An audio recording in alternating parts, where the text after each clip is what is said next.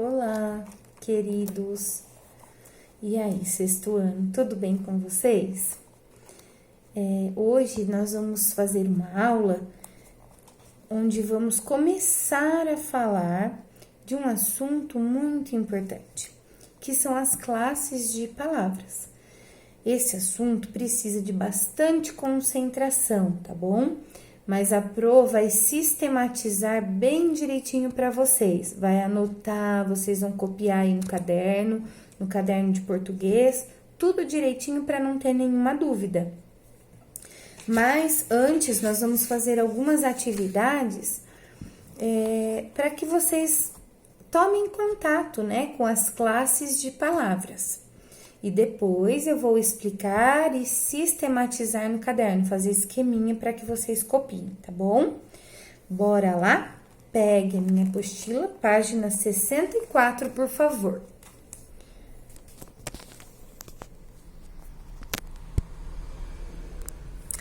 Então, olha, na página 64, você tem lá, consulta ao dicionário, esse quadrinho.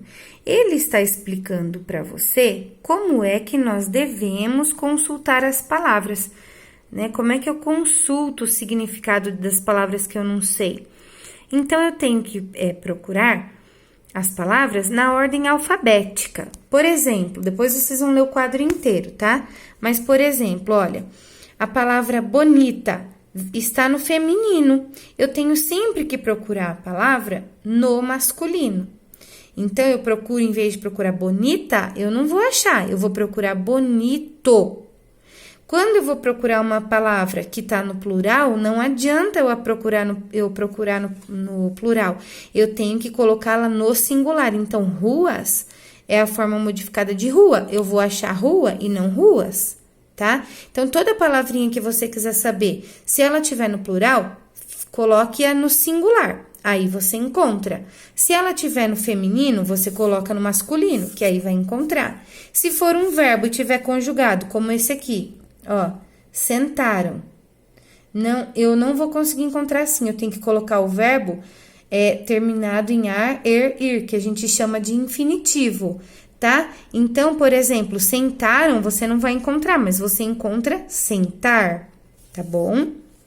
Depois, o segundo passo que você vai fazer é olhar para a letra, para a primeira letra da palavra, para ver em qual ordem ela está. Então, por exemplo, assim, você quer achar a palavra abacate.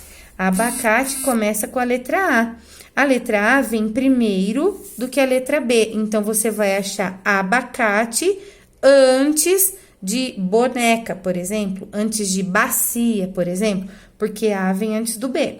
A palavra casa, você vai achar casa antes de foca. Por quê? Porque o C vem antes do F de foca.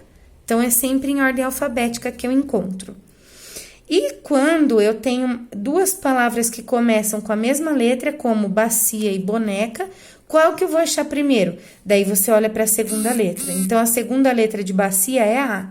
Segunda letra de boneca é O. Quem vem primeiro, A ou O? É o A, então essa vem primeiro, depois que vem boneca. E agora, coração e covarde. Bom, a primeira letra é a mesma, a segunda letra é a mesma. E a terceira? Bom, a terceira de coração é R, a terceira de covarde é V. Qual vem primeiro, R ou V? É o R, então eu vou achar primeiro coração, depois covarde. Entendeu como funciona isso? E aí, depois tá pedindo para vocês tomarem cuidado, né, no número 4 aí, ó, que muitas vezes eu tenho vários significados para uma mesma palavra. E como é que eu vou saber, Pro? Como que eu vou saber escolher? Você vai adequar o significado ao contexto, à frase ou ao texto que você está lendo, tá bom? Então, você vai ter que adaptar o significado para aquilo que interessa para você ali no texto. Tá bom? É isso que é para você entender aí. Então, vocês vão ler o quadrinho direitinho, tá? E para ficarem craques na consulta ao dicionário. Depois, na atividade 5, qual é o seu papel? Você não precisa colocar nesse quadrinho do meio o significado imaginado. Você apenas vai procurar no dicionário essas palavras e vai anotar os significados aqui, ó. tá? Então, de resingar, você copia o que tá escrito lá. No sentido do texto lá da Emília, tá? Asneirar, você coloca.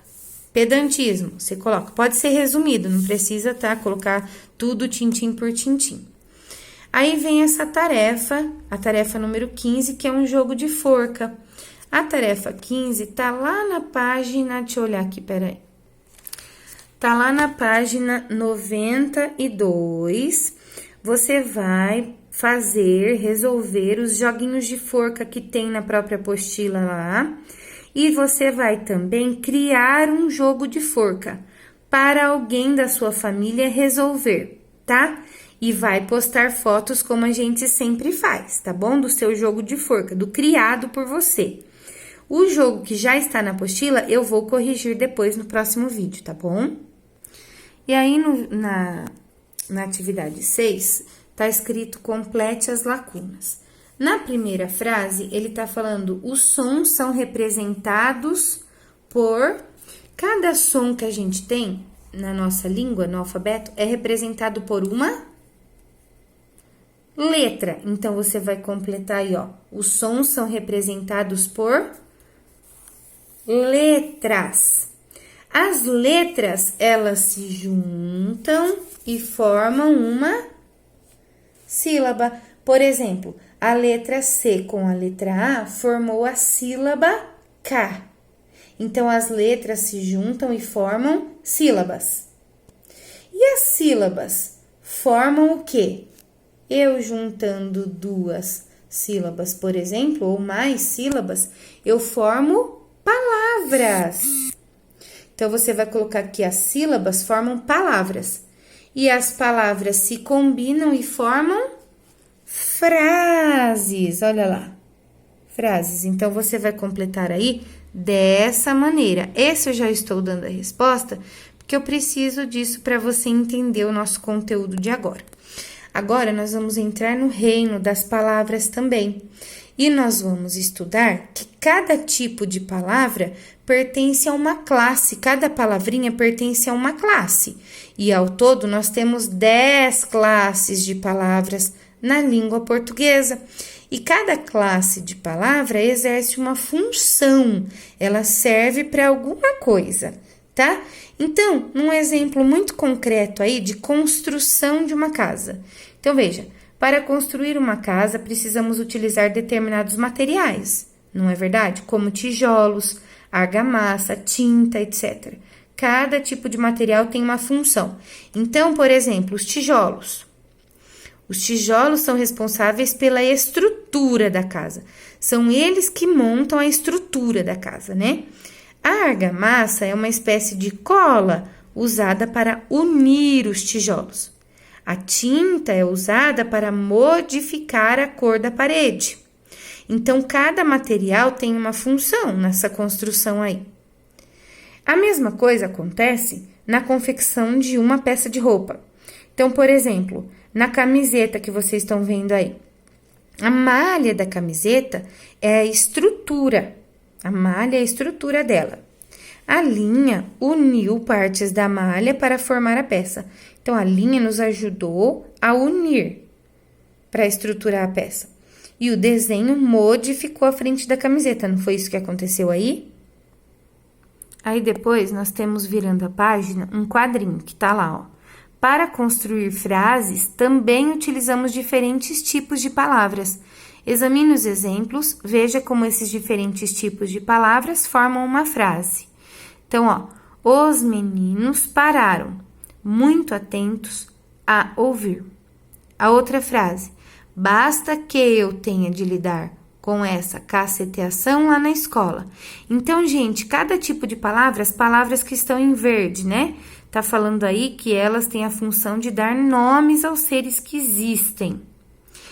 Em vermelho, palavras que têm por função modificar outras.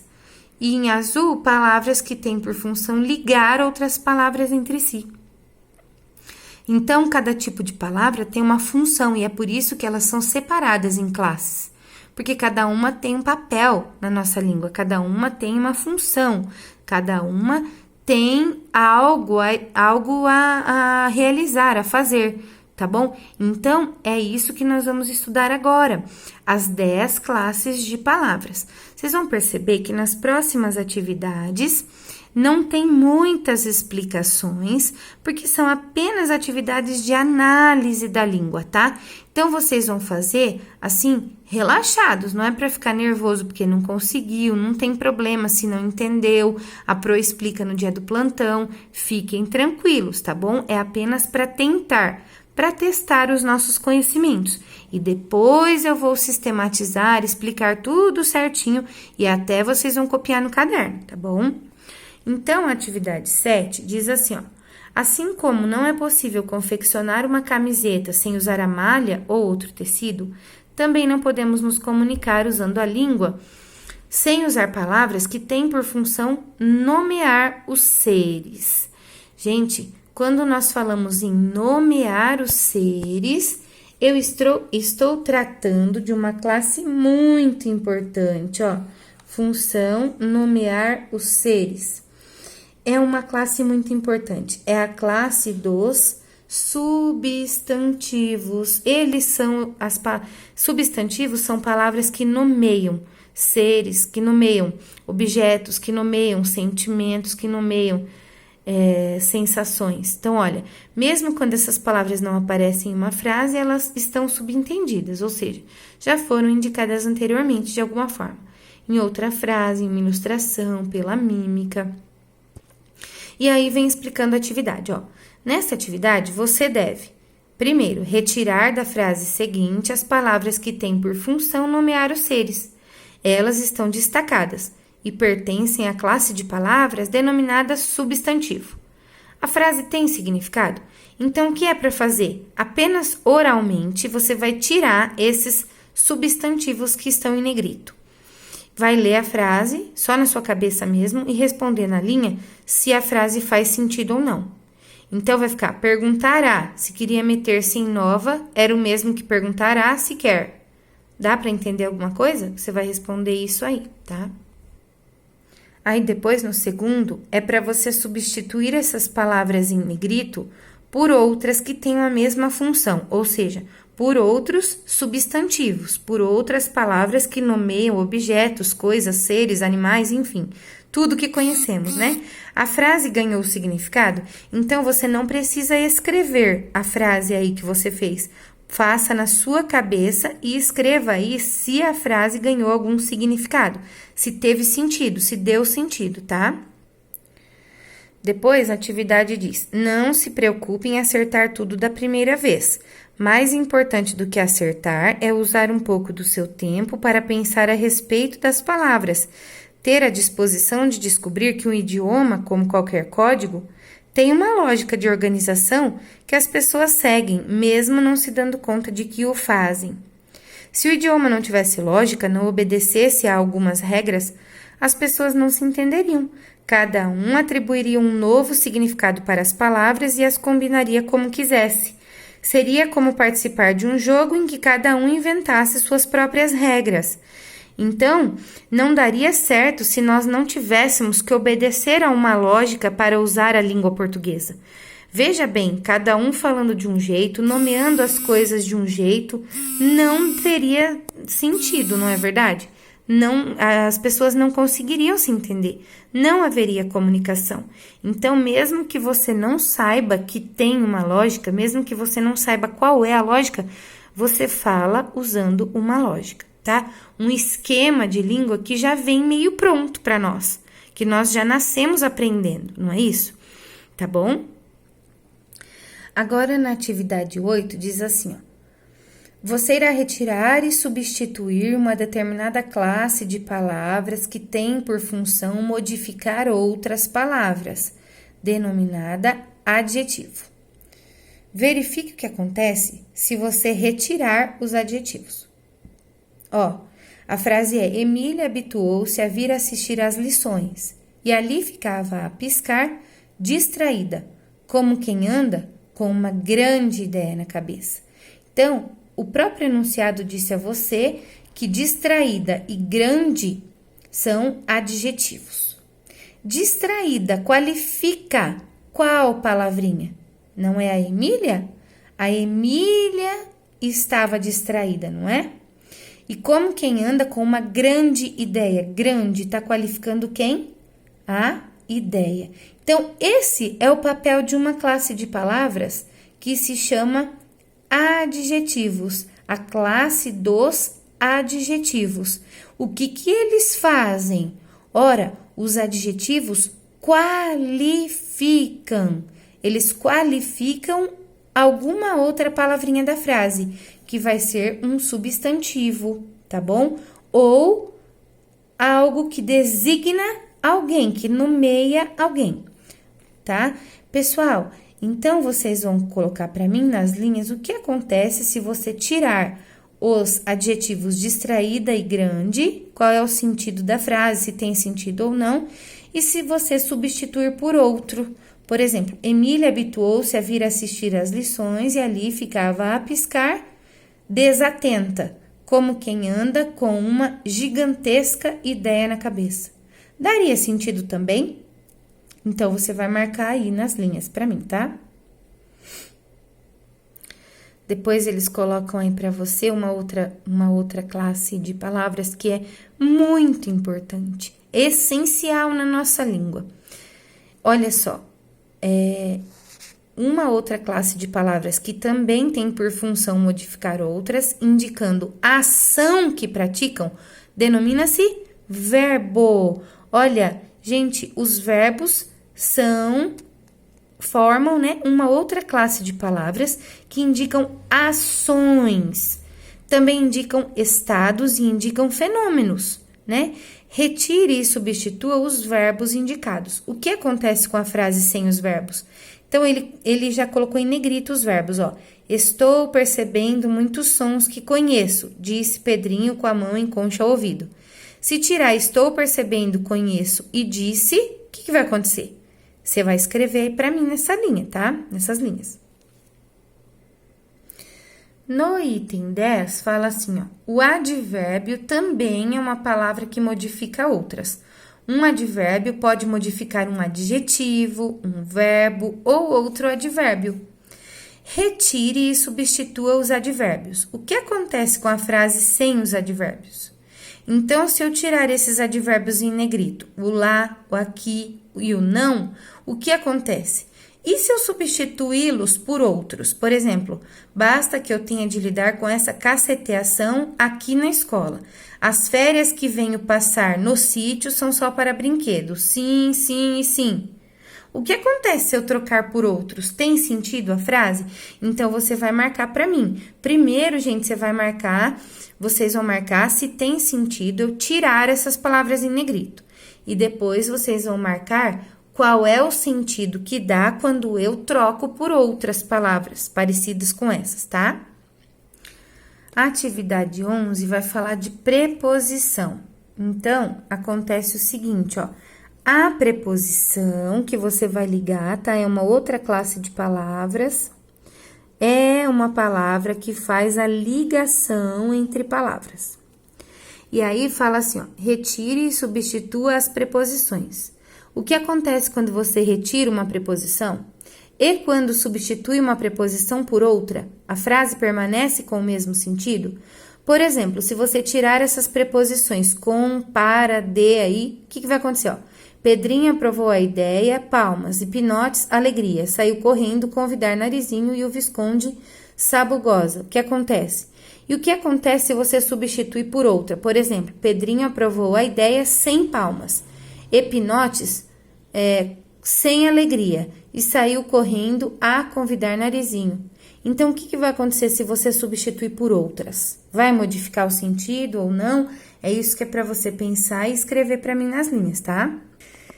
E por último, a classe das interjeições é que vai aparecer aí, ó. Interjeição, que não dá nome a nenhum ser, não modifica nenhuma outra palavra e nem liga duas palavras. Usamos a interjeição para exprimir emoção ou sentimento repentino.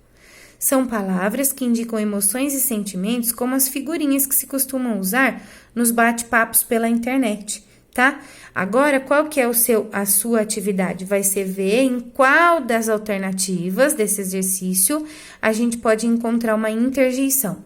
Interjeição, a expressão de um sentimento momentâneo. Por exemplo, uau! Meu Deus! Nossa! Eca! São interjeições. Então, você vai escolher uma alternativa aí que tenha interjeição, tá bom? E lembrando de fazer a tarefa número 15 da página 92, que é o joguinho de forca, tá bom? Espero que vocês façam direitinho e depois nós vamos corrigir e postar as fotos, tá? Vocês vão preencher essas aí que tem na apostila e vão criar outro joguinho de forca para alguém da família fazer para vocês, tá bom?